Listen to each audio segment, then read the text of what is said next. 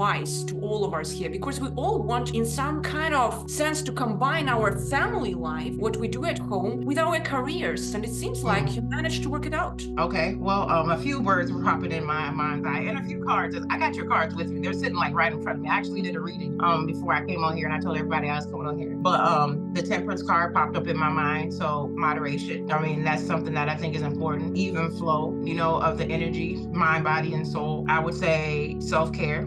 That's one thing that I would have to say, we're trying to get a balance. And then also know that, give yourself patience, or I guess they call it grace, give yourself grace, so you can have time to do things. Don't put so much pressure on yourself to get things done, or having to have everything going all in, your way. It's like sometimes you just got to go with the flow, and maybe things may not go according to plan, and you have to be okay with things not going according to plan, because I get interruptions all the time, all the time. And it does irritate me, but I've started teaching myself, okay, this is going to happen, it's inevitable, so it's just like you got to work through it. It's only temporary. But yeah, those are the three things that I would say: moderation, I love it. Self-care, and patience.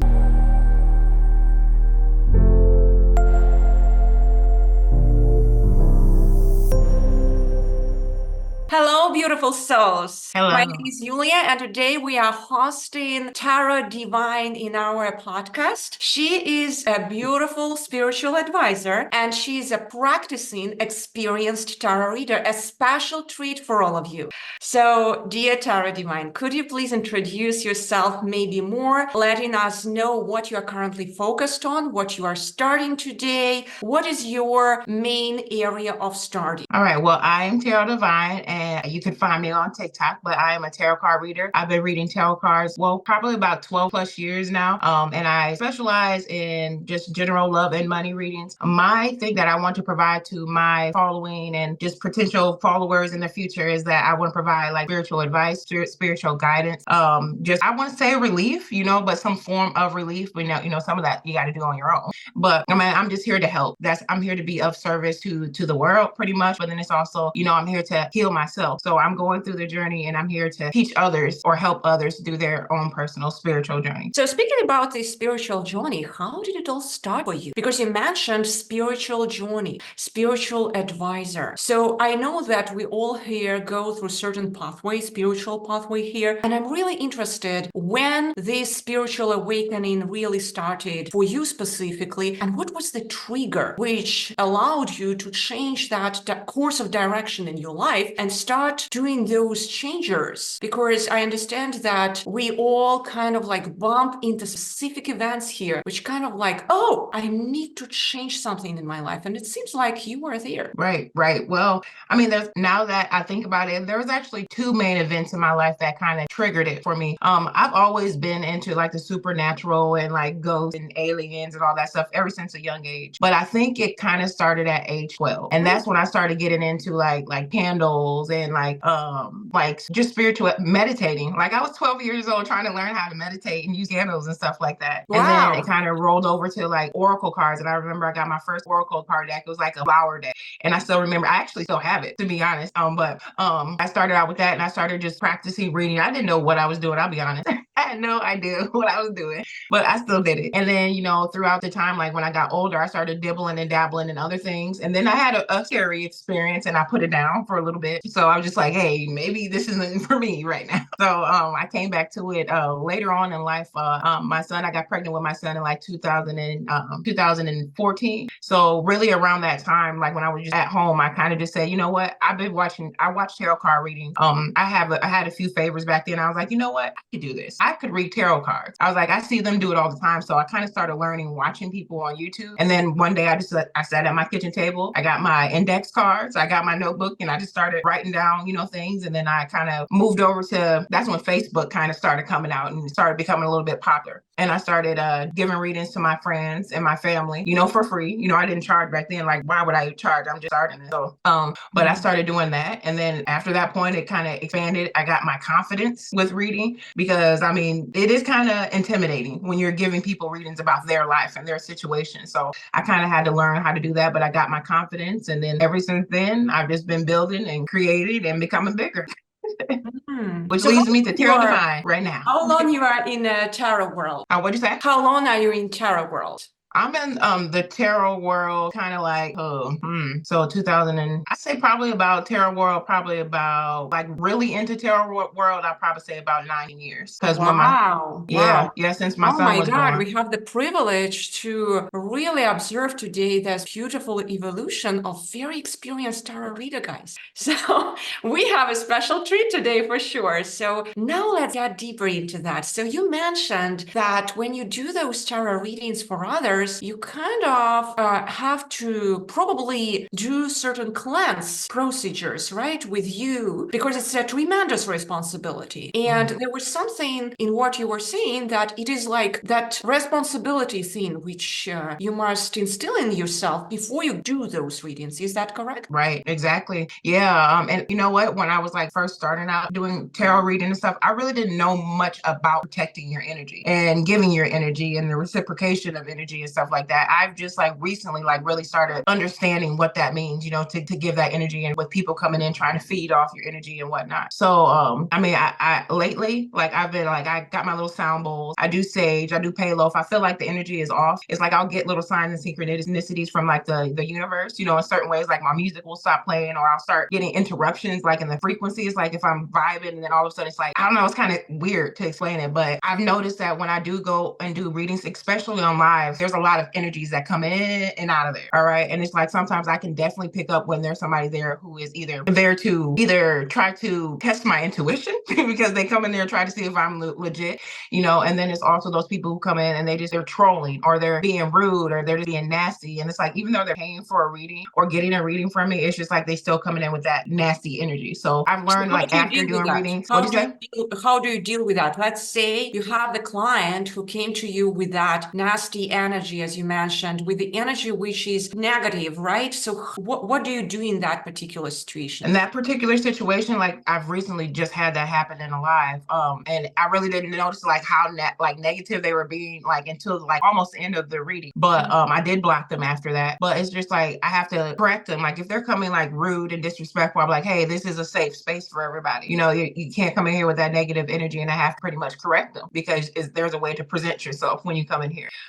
So when that happens, I'm professional. It's professionalism. I properly escort them out of the live, or I do what I got to do to get them out of there, because just muting them really doesn't do much. So I have to block them. That's what you got to do with your own energy. You have to block the energy. So I have to block the energy from coming back into the live. How do you do that specifically when you block that energy? Because most of people who right now are listening to us, they are probably very energy sensitive like you are, like me as well. So once we start like really ascending in that understanding of the world, we become really energy sensitive. All of us. It's like one of those gifts, hidden gifts. So how did you manage to block that energy which is not tuned to you? All right. Normally, well, first, I don't even tell anybody that I do this, but it's like I envision that white light, protecting myself, protecting my energy. And then I do pull out my sage or my palo, whichever I have on hand, or my sound bowl. And that's how I cleanse that energy. And I make sure I do that breathing technique as well, because I feel like that, I don't know, it relieves tension that's in my body and then the energy that's in the room. And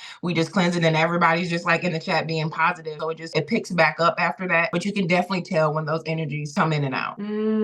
So Yeah. you observe, in fact, did you see those energies even physically? Are you capable to see this stuff, or you just feel them? I would say I see them. I see them and I feel them, Mm. to be So honest. when It's you, just I'll go ahead. I'm sorry. So you said you see them? It's kind of special color, or? Well, when I see them, it's just like it's more like I see images, or I'll get like things in my head, like things will pop into my head, like download. And it's like I'll get certain images or certain situations or certain songs or certain feelings. Okay. And then I'm like, oh, okay, now I'm picking up on where this person is coming from. Cause I don't know, it's like I tune right into it, because it'll take me a little while to catch on. But once I catch on, I'll be like, okay, I don't know, it just triggers, and I just know how to identify it. Was it always that way, or you kind of developed it within you? I developed it. And also it also happens like when I'm done with readings, like if I have somebody come in and I don't necessarily catch that they may be negative or have a negative energy with them, after the reading, I'll start getting images. I'll start getting feelings and stuff like that. I'm like, okay, now I know what might be going on. But it's something that I did learn, and I feel like it has strengthened definitely over the solar eclipse and everything we just been going through. Mercury retrograde, That's for everything's going sure. crazy right now. So I feel like it has strengthened, and now I'm really being able to use my discernment with picking up on energies like almost as soon as they start interacting with the chat. So yeah. Can you read on the distance? Like, let's say we are interacting with you right now, or it's important for you to feel the person like physically in your space? Well, I would say I think I could do distance because I mean I do live readings all the time, and it's like yes, no, or I'll do like general love money readings like right there on live, like full reading. So I feel like that's a form of distance reading, and I didn't realize that till now that I'm like connecting with people like not even in my same environment. It's energetically, and that's kind of cool now that I'm thinking about it. But yeah, that's how I do it. You know, I'm thinking about this beautiful twist which you're providing for all your clients as like this spiritual advising plus tarot reading. So it's kind of like spiritual tarot reading. And based on what you told me right now, I understand the technology. So you kind of like provide that energy healing at the same time. Do I understand it correct? Yes. Yep. Perfect. Have you ever been doing Reiki? No, and it's funny that you said that because I was just thinking that. I was just thinking Reiki. I was like, I've never really thought of, I mean, I've thought about it, it crossed my mind, but then I was like, okay, well then how do I do it? It's just like how you learn how to do tarot. You can learn how to do that too. But it's crossed my mind quite a few times. And like crystal healing has crossed my mind a few times. And I guess distant healing. I mean, I guess I am doing that, but it's just like I still have to strengthen myself, you know, so before I do that, I think.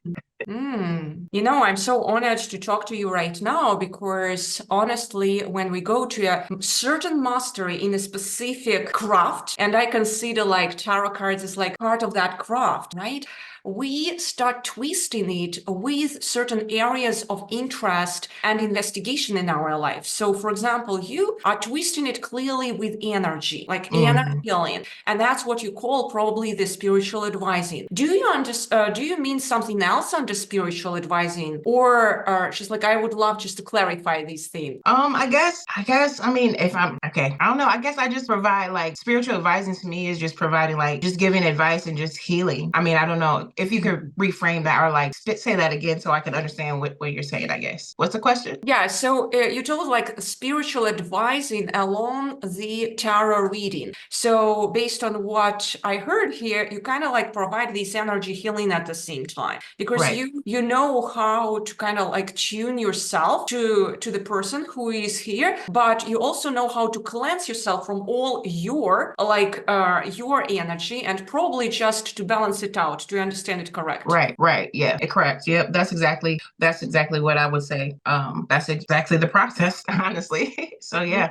Do you use some other techniques along the tarot reading, like, or you Well, you just know straight what? There are a tarot? few other things that I do specialize in that I guess I just kind of forgot about. But honestly, I'm going to be completely honest. I consider myself a true manifester because I've manifested a lot in my life. Like this Oh my phone that I'm God, on. share with us your framework.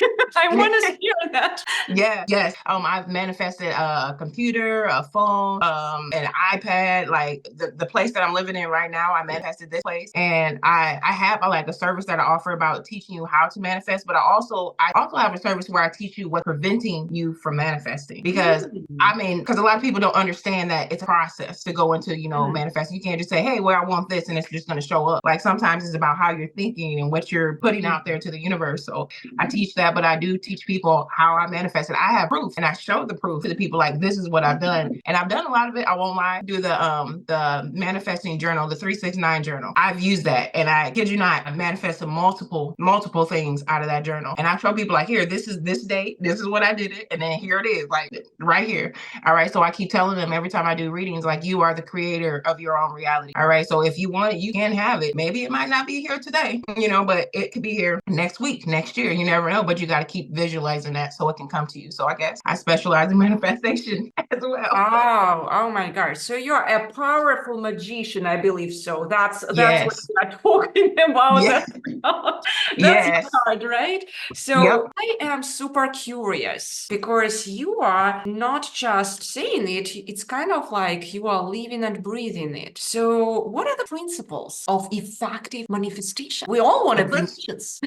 Well, the principles I would think for me personally, what I use is just, having faith, believing in it, believing in yourself, believing in your powers, believing in the energies in the universe and frequencies and, like just the law of attraction. There's a lot of things that you should be aware of in regards to the universe because the universe is always working and knowing that, what goes around comes around karma. So it's like I'm just mindful of what I'm putting out there and what I'm projecting and my thoughts and my feelings and stuff like that. And it's just like there are certain laws, there are certain rules that you have to follow in order to manifest what you desire. I mean, you can't just say, give this to me, because you're gonna be like, So well, what are the hold on a minute, laws? right? What are the laws? I am really curious.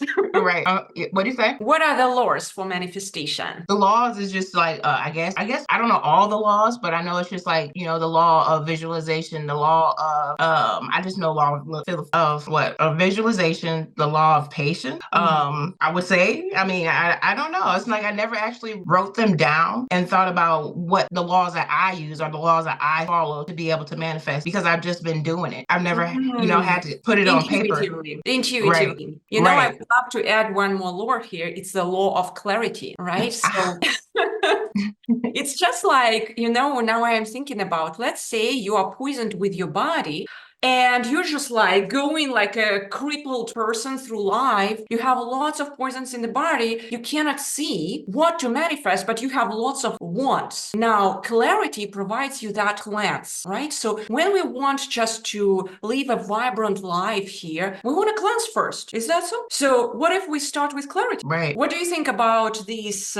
clarity first? And did you experience the power of that law in your life? Maybe you can give clarity first. I example. mean, yeah. I mean, yes. I've had actually, you know what? I mean, I didn't really start getting like clear clarity until like recently, like within the last year or so. It's just like I kind of seen it and I got like glimpses of things, but it's just like I was still confused in a way because I was still learning, And like I always say, you're always a student and a teacher at the same time. So it was just like I was teaching others, but I was still learning about how to use that. But I really started getting clarity about how I really have to like set my sights and actually know what I want, like clearly see what you want so that you can ask for what you want specifically and you can get that. So yeah, it took me a while to tune in to have clearer clarity is what I would say.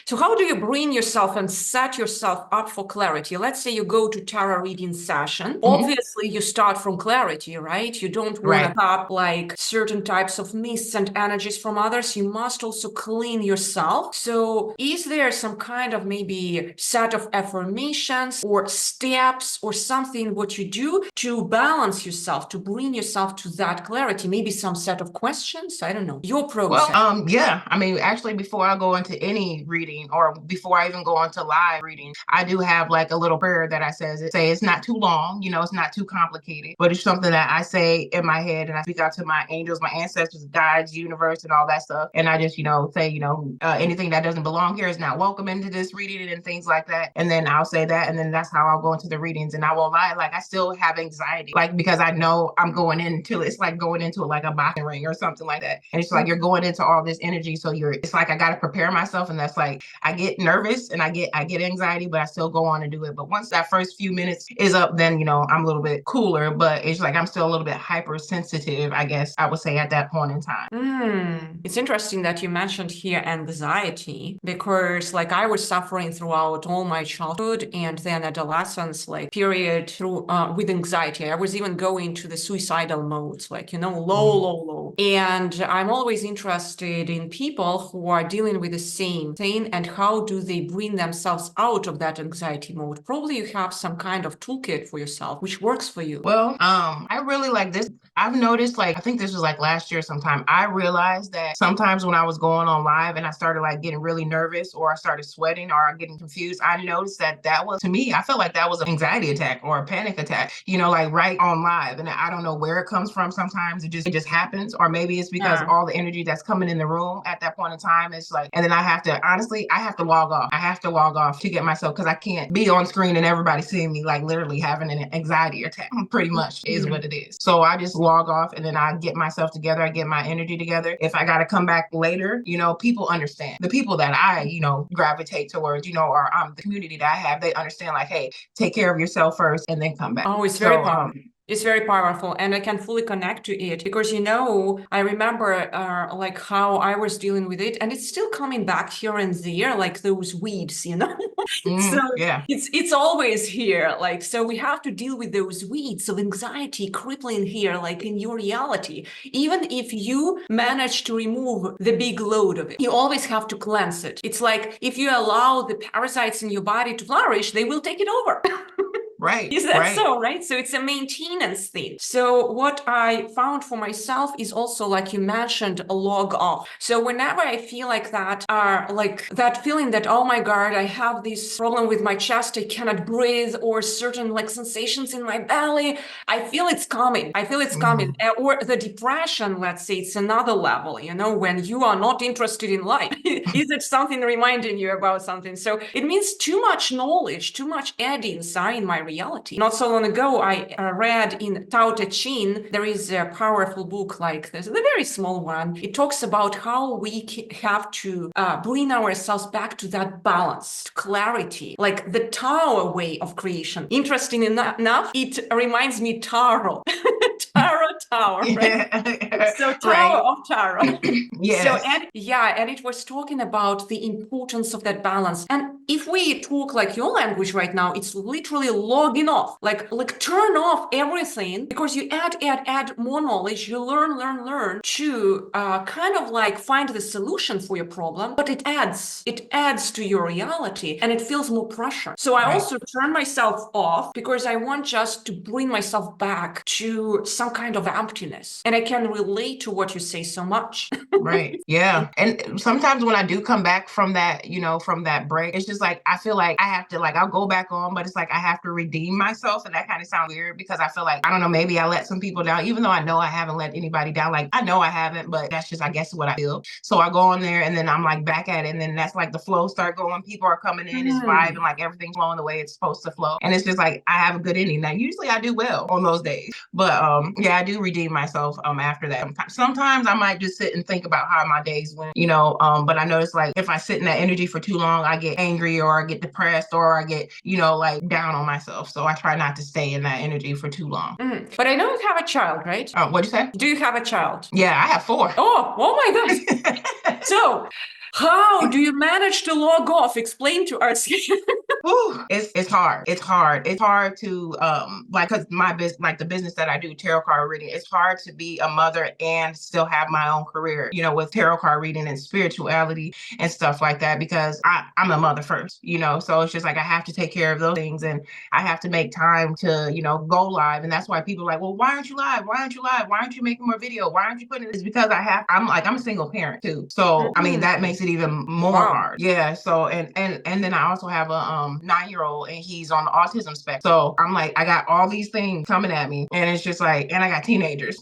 So it's just like it's a lot, but I still make time. Yeah. No, Yeah. wait. I want to understand. How do you manage to log off from this and still get back to your center? I don't know. I guess I just do it because I've done it for so long and it just become a pattern. And it's just like, now I know what I need to do and what times that I need to do it. But now I've been trying to break out of that, only being able to do it certain times. I'm still trying to work with the situation, instead of having it work against me or taking time off. It's like I have to intertwine the two so I can go live. It's like having both worlds is kind of what I'm doing. Like, I can be a mom, but I can still do my readings at the same time. But sometimes I do got to just completely log off for a time, a little bit of time, so I can just take care of my kids and make sure that they're good, they're not hungry or whatever, and they have what they need. And then I'll come into, do my tarot card reading, or I'll go on live, or I'll wait till they're at school, like I'm doing now. Like, I wait till they're at school to where I don't get distracted. And that's how I get a lot of my work done. This is very powerful. So you remind me here like a Wonder Woman. So she is combining uncombinable things. So guess what, guys? She has 4 children, right? And she is very successful in her tarot readings. She has a tremendously amazing channel in TikTok, and she is a single parent. So I would love to hear your advice, Tia Tarot Divine, for us all. What are the 3 aspects of your kind of like success in combining these uncombinable uncombinable things. Like, what would you give as an advice to all of us here? Because we all want, in some kind of sense, to combine our family life, what we do at home, with our careers. And it seems like you managed to work it out. Okay, well, a few words were popping in my mind's eye, and a few cards. I got your cards with me. They're sitting like right in front of me. I actually did a reading before I came on here, and I told everybody I was coming on here. But the Temperance card popped up in my mind. So moderation. I mean, that's something that I think is important. An even flow, of the energy, mind, body, and soul. I would say self-care. That's one thing that I would have to say. We're trying to get a balance, and then also know that give yourself patience, or I guess they call it grace. Give yourself grace. So you can have time to do things. Don't put so much pressure on yourself to get things done, or having to have everything going all in, your way. It's like sometimes you just got to go with the flow, and maybe things may not go according to plan, and you have to be okay with things not going according to plan, because I get interruptions all the time, all the time. And it does irritate me, but I've started teaching myself, okay, this is going to happen. It's inevitable, so it's just like, you got to work through it. It's only temporary. But yeah, those are the three things that I would say: moderation, I love it. Self-care, and patience. I love it. It's so amazing. And it's echoing also with one of the previous conversations which I had with another beautiful lady. Her name is Daria, and she has a beautiful, beautiful channel as well, Wildfire ASMR. She was doing lots of also spiritual healing through that channel in YouTube. It's a very successful channel. And she has a beautiful soul. And she mentioned, Yulia, once you are on the right pathway, like, you do not pressure yourself. You just know it will be done. And it's just like, I hear right now what you are saying, and it's the same thing. Because I was thinking, like, all this dust is coming from pressure. We lock ourselves into this reality, in this circle, and we get irritated if something is not done per our wants. Is that so? Right. So it's amazing that you mentioned the same thing. You girls don't know each other, I'm pretty sure, but you mentioned the same thing just in your wow.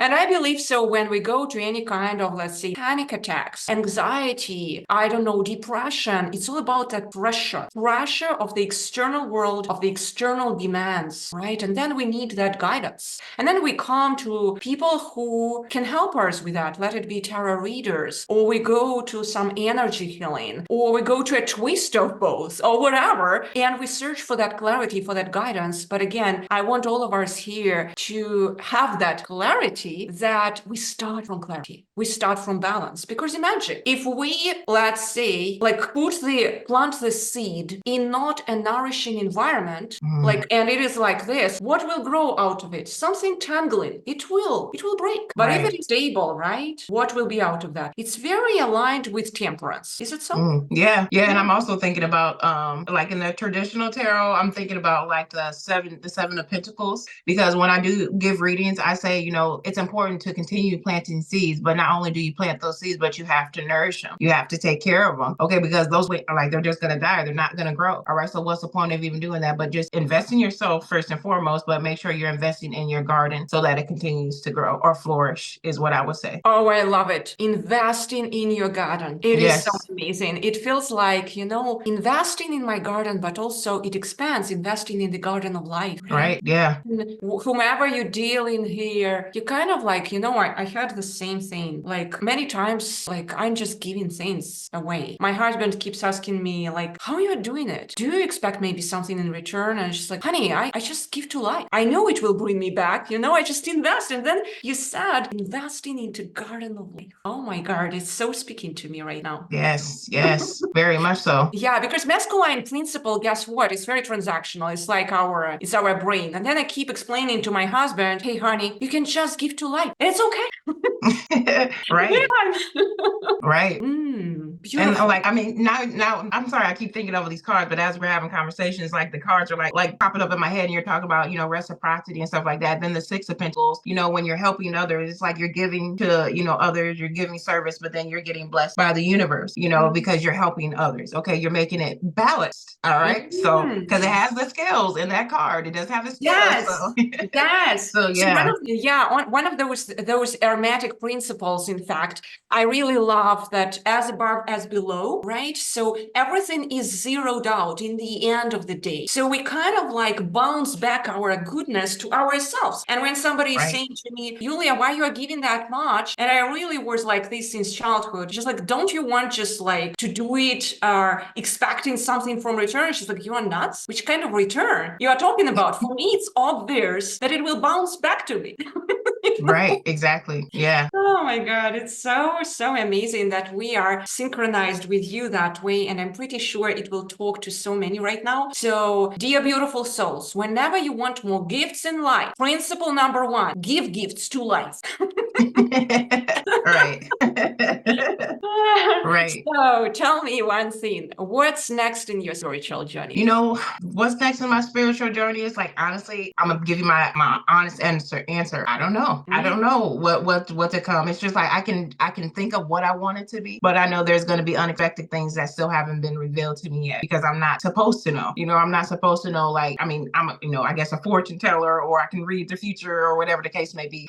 But I feel like there's some stuff that is meant to not to be revealed, if that makes sense. I mean, so but I guess if I just say, what I can visualize myself, I feel like I'm going to be expanding. I know I'm going to be growing. I don't know. I know I'm going to always be into spirituality, but I don't know if I'll ever, I'll be a card reader, but I want to expand from the card reading. It's like a while ago, I did a business plan about creating my own spiritual shop, like my own spiritual store. And it's kind of crazy because I manifested that too. I actually got it. I went to, I was in class, Intro to Entrepreneurship, and we had to come out with the plan, and I named it TarotDivine Spiritual Shop. And then I went back and read it, and I was like, oh my God, what I wrote in this is happening on TikTok right now. It's like, I just don't have a store. So I feel like that could be something that I may do. I may be pulled in to teach others. I mean, I feel like I am going to be teaching others. I don't know exactly what, but I feel like I'm going to be able to teach. I'm going to have to teach others. I'm going to have to, one day I will possibly set down the card, but they won't be set down forever because I'm still going to be teaching others how to do it, if that makes sense. Yes. If it is like that fire, it is attracting your attention within you, you just must follow it. So let it be at 20s, 30s, 50s, 60s, 80s, doesn't matter. There are so many successful stories here of all the beautiful souls who actually started something at a certain period. It's not about even age. We all need a specific period, in fact, to boil down that juice to show in the world, right? Oh my God, this is so amazing. Now, if you would allow me, I would pull out the card for you as a message specifically for you. Okay. And I would want to just tune to it and read maybe just a small message for you. Okay. All right. Sounds good. Let's do it. Let's do this beautiful thing live. Here we are. So let me know when I should stop. Stop. And I stop. Yeah. Stop? Yep. All righty. So we have strength reversed in here, guys. So the first thing which I see this symbol around her head. And do you know why I paid attention to it? It reflects me wholeness. So we have kind of like negative message immediately from the perspective of our kind of reversed strength, right? Every kind of reversed card is there. But guys, when we start reading intuitively, we must read the symbols and where our focus goes to. So in this particular card, I immediately, as a reader for our Tarot Divine, I paid attention to the wholeness around her head. So she's right now actually scanning, trying to search her direction, where to serve to people. But at the same time, she is scanning there in the comfort and doesn't really pressure herself. So she learned, do you see it? She learned how to actually be in that space with herself. So did you notice, my dear Tarot Divine, that you mentioned that you actually like trying to search that direction? And it's like, do you remember these handmen? So we can look at the handman like from positive and negative aspect, but the positive aspect, you're kind of like hanging around, all right? And it will come. And it's odd enough, but I'm as a reader noticed right now specifically that like circle around the head of that lady, holding the line. So, and it was like this reversed position, like she's okay with that. It seems like it's very reflecting you right now. And it's like, keep on doing that. You will find your direction. It is fine. Just keep on doing what you are doing and just don't pressure yourself, because in the moment you start pressuring yourself with finding that purpose, it will kind of like misdirect you from that inner voice. Right? So you only want to be like searching for that divine guidance guidance within you in that comfort of your zone. Don't go like too much there and here. Sometimes, as you mentioned, log it off. Yeah. So again, if I would summarize it for you, you are kind of like searching for that inner voice. You will definitely find it, but the way to find it is not to pressure yourself, but continue that inner voice search within you. It will come. It's the okay. I don't need to be a fortune teller here, right?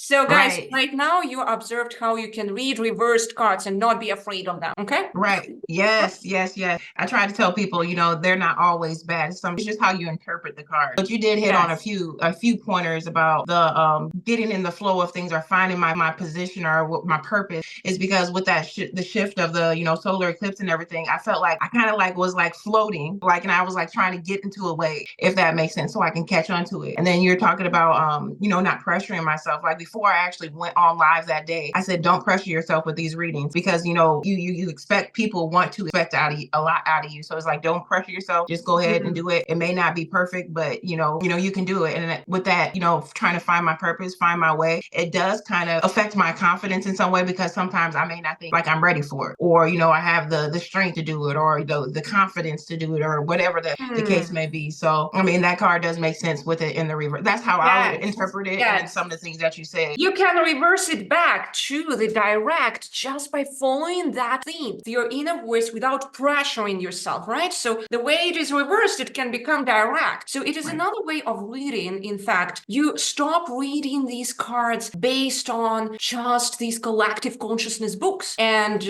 like our Tarot Divine can confirm it, right? You are very experienced in that. And I remember how I just started like my tarot reading sessions 10 years ago. I remember I was just like really into learning those books, and I was so attuned to them. Then I took like a while to unlearn all this stuff.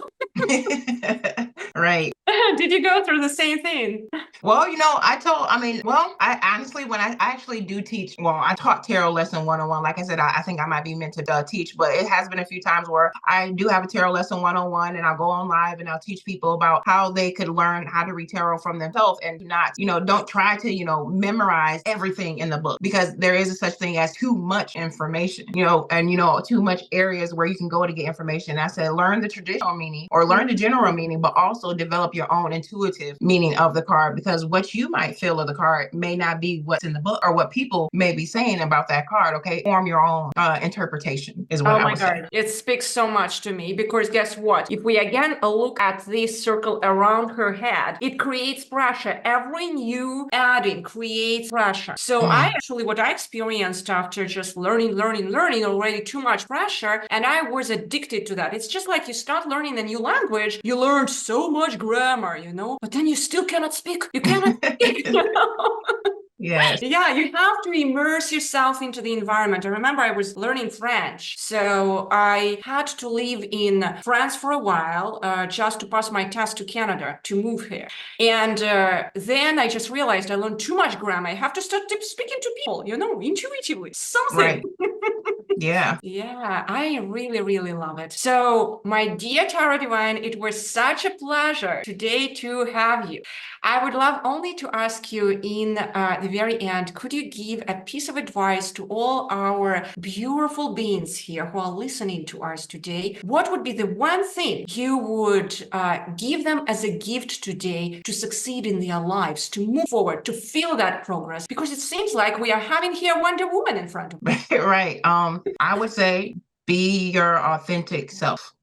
Don't feel like you have to be someone else. Don't feel like you have to mimic other people to be popular, because people who are meant for you, are meant to see you or connect with you, will connect with you just being you. So that's how I would say, be authentically yourself. All right. Thank you so much. Wishing you all an amazing day. Let's keep it live, and let's make sure that we use that advice from our beautiful divine being here. Thank you again. All right. Thank you. Thank you. Thank you.